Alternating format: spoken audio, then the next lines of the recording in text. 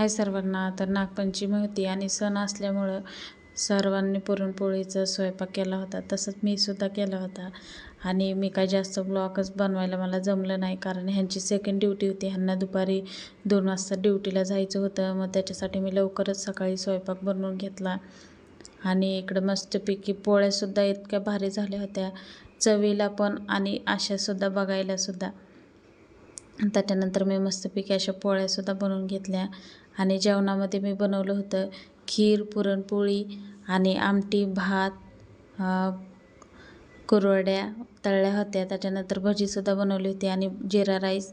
तर त्याच्या दुसऱ्याच दिवशी मी हे सगळं एवढं आवरायला घेतलं होतं, कारण अचानक आमचा घरमालक घरी आला आणि तो म्हणाला की आम्हाला म्हणजे रूम खाली करा, म्हणून आम्हाला इथं राहायला यायचं आहे. त्याच्यासाठी मग मी सर्व आवरून घेतलं.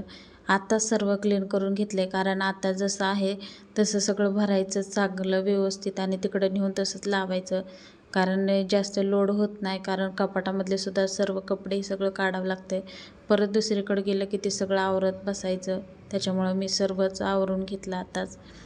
तर कसा वाटला तुम्हाला माझा मिनी ब्लॉग हे नक्की मला कमेंटमध्ये सांगा. चला तर बाय मग.